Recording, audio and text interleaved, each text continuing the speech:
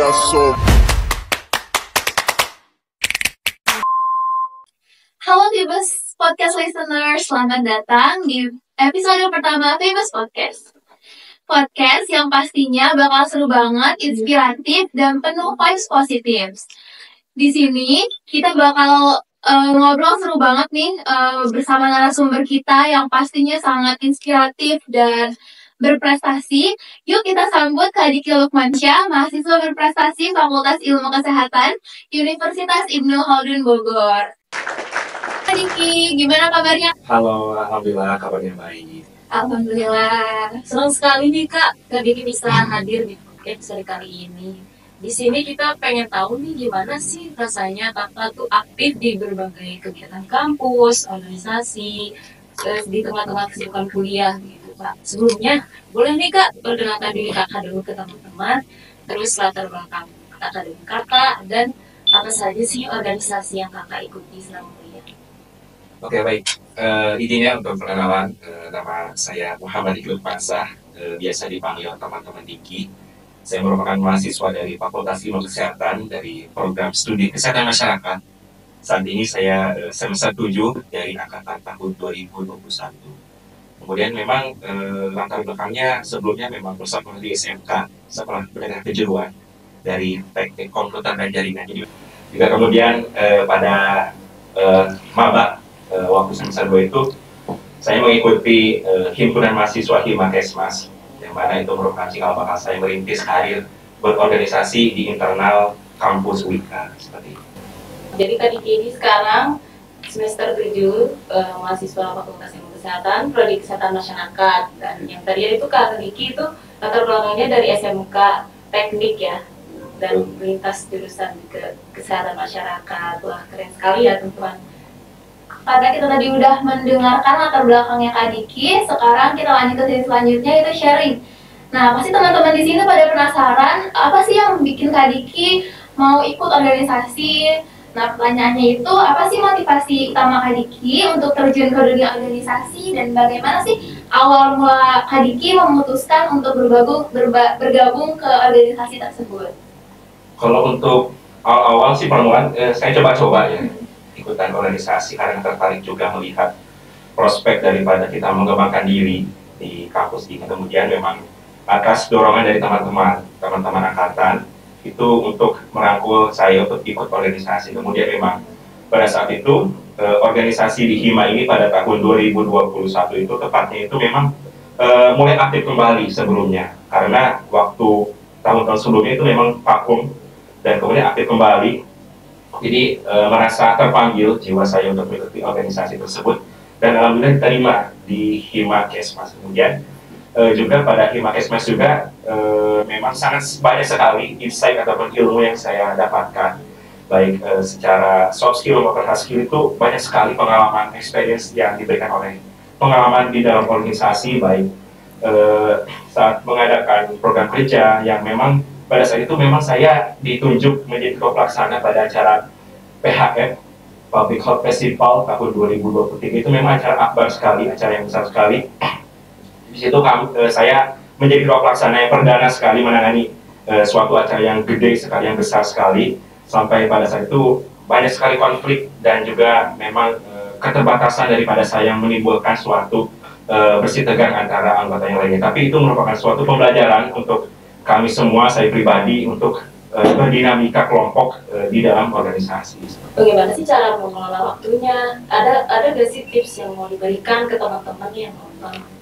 Oke, untuk manajemen waktu dalam kita menentukan prioritas sih memang pada saat awal mulanya memang saya sangat tidak bisa sekali untuk memanajemen waktu tersebut, karena memang berbentrokan sekali dengan acara kegiatan program kerja organisasi baik di kampus maupun eksternal kampus dan juga akademik, karena memang sejatinya kita tidak boleh untuk meninggalkan akademik. Kemudian memang banyak sekali pengorbanan yang harus kita relakan di dalam organisasi. Misalkan pada saat sudah selesai matkul yang mestinya kita bisa main ataupun kita pulang, itu harus kita memberikan kontribusi kepada kampus ataupun organisasi tersebut, karena memang dituntut untuk kita mengerjakan suatu pekerjaan. Nah, untuk menentukannya mungkin di sini saya melakukan skala prioritas dan juga bagaimana apa yang paling urgensi untuk dituntut hadir. Kalau misalkan bisa diwakilkan oleh anggota ataupun orang lain itu diperbolehkan, karena kita melihat urgensi mana yang kita ambil prioritas utamanya. Kemudian memang kalau untuk prioritas tidak boleh untuk meninggalkan akademik, karena memang paling utama kan akademik ya, mata kuliah yang ditinggalkan, tugasnya dikerjain walaupun beres kegiatan kita malam, ngadain acara, terus masih ada deadline tugasnya itu harus dikerjakan.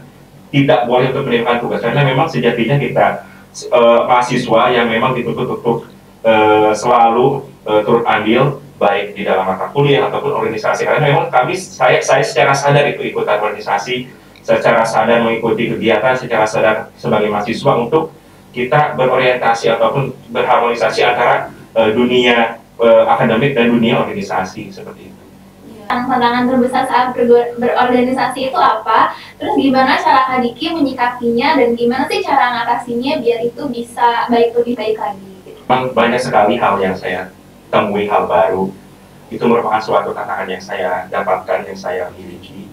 Tapi dengan tantangan yang baru itu menjadi suatu pembelajaran bagi saya untuk bisa lebih baik lagi dengan cara sering berkomunikasi baik dengan partner ataupun dengan kakak tingkat yang sudah memang pengalamannya sudah lebih banyak. Itu sering harus kita memang menjalin komunikasi antara pimpinan, antara dekan fakultas, dan juga memang stakeholder yang berkaitan dengan rekan kerja kita itu memang harus saling komunikasi untuk kita menemukan solusi ataupun permasalahan untuk memecahkan masalah dalam suatu kelompok seperti itu. Pada saat itu karena memang saya menjadi ketua pelaksana, banyak sekali tekanan, intervensi baik dari kakak tingkat, teman seangkatan itu memang banyak sekali, karena juga pesan surut pada saat itu pertemanan saya dijauhi oleh rekan kerja, kemudian dijauhi oleh teman-teman yang dekat, itu memang banyak sekali. Tapi kita memang sejatinya tidak boleh bersikap egois, walaupun kita memang salah ataupun teman-teman kita salah, tapi kita harus bisa belajar merangkul, harus bersikap legowo, walaupun memang kita misalkan punya kesalahan ya kita harus lapang dada ataupun memaafkan. Maka dari itu memang kunci utamanya itu kita harus saling komunikasi dan juga saling memaafkan pada teman-teman rekan kerja. Momen yang paling berharga untuk kakak gitu. Momen yang paling berharga pada saat mengikuti organisasi memang semuanya sih ya. Momentum yang sangat berharga, yang sangat berarti bagi saya. Mungkin ada beberapa yang paling berharga ya pada saat saya mengikuti menjadi ketua pelaksana pada PHM, karena pada dasarnya merupakan perdana sekali saya menangani suatu acara yang sangat besar sekali, dan juga memang tidak ada pengalaman sama sekali. Jadi memang kayak orang yang pelangak longo gitu, awalnya nggak tahu apa-apa, kita disuruh bikin proposal menghadap dekanat, menghadap mitra untuk bekerja sama, MOU dan lain sebagainya. Itu memang suatu momentum yang paling berkesan, berharga bagi saya. Bisa berkenalan dengan orang-orang yang hebat, pemateri yang berhebat dan lain sebagainya. Itu merupakan suatu kebanggaan ataupun yang berarti banget ya bagi saya dalam organisasi. Tapi memang semuanya sangat berkesan sih ya. Tapi memang yang sangat berkesan adalah pada saat PHM, karena memang sangat memang menguras ya baik hati dan rohani pada saat itu, dan pokoknya banyak sekali itu hal yang dapat saya temui baik dari segi pertemanan, pasang surut datang dan pergi suatu pertemanan sampai dengan suatu hubungan gitu kan ya, dikorbankan demi dengan organisasi seperti itu. Jadi yang paling berkesan sih itu saat menjadi ketua pelaksana PHM tahun 2023. Tips aktif di organisasi tanpa khawatir beban tugas, terus juga tips-tips buat teman-teman yang pengen ikut organisasi tapi ya masih bingung mau mulai dari mana gitu. Ada nggak Kak tipsnya? Kalau tips sih sebetulnya juga bingung ya untuk menyampaikan, tapi ini cerita aja pengalaman pribadi saya pada saat kita dituntut untuk akademik, untuk organisasi, karena memang pada saat organisasi itu memang banyak sekali kegiatan, karena ya kita 1 tahun tidak lama di organisasi, maka itu banyak sekali proker yang memang harus kita terrealisasikan gitu pada organisasi. Mungkin untuk manajemen waktu, misalkan kita berkuliah itu tidak boleh kita tinggalkan. Untuk teman-teman yang masih takut dalam dunia organisasi, jangan takut teman-teman, karena mau sampai kapan kita terlarut dalam ketakutan kesempatan tersebut. Nah, ya terakhir nih Kak Diki, boleh deh sampaikan nasihatnya untuk teman-teman yang ingin meraih cita-cita atau maksudnya keinginannya gitu Kak. Karya nyata tanpa rekayasa. Jadi kita harus memberikan suatu karya, harus berikan, harus selalu apapun itu, baik secara kecil ataupun besar, akan berdampak sekali bagi pribadi ataupun yang lainnya, dan juga harus nyata gitu, tanpa hanya omong-omong saja, tanpa cuma omongan tapi tidak terrealisasikan, kan percuma juga. Jadi harus ada realitanya, harus ada aksinya. Jadi kita memang harus secara aksi melakukannya, karena memang menurut saya kalau kita cuma hanya diam, gak ada omongan, gak ada apapun itu, memang tidak akan berdampak sekali. Jadi berkarya nyata tanpa rekayasa. Jadi harus berbuat, bertindak, melakukan. Begitu banget. Jadi ada quotes baru.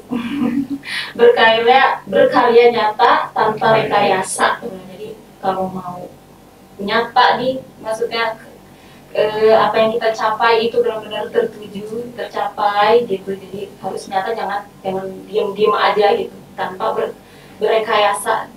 Jadi jangan cuma berandai-andai atau menghalu saja gitu, harus gerak gitu ya. Saya ucapkan terima kasih kepada Kak Diki yang sudah menyempatkan waktunya, yang sudah berbagi cerita, yang sangat bermanfaat sekali dan menginspirasi kita semua ya. Semoga apa yang Kakak sampaikan bisa bermanfaat. Amin. Terima kasih juga untuk teman-teman yang sudah mengajak saya untuk sharing di dalam podcast ini. Terima kasih kepada listeners yang sudah mendengarkan, menyimak, dan menonton video ini sampai akhir. Semoga bisa bermanfaat dan bisa diambil hal yang positifnya, bisa dijadikan pelajaran untuk depannya, dan jangan takut untuk memulai berorganisasi, karena apa yang kita lakukan ini pasti ada manfaatnya jika memang apa yang kita lakukan ini adalah hal yang positif. Terima kasih, tetap semangat, stay positif. Jangan lupa tunggu dan jangan lewatkan episode-episode menarik berikutnya dari Vibes Podcast.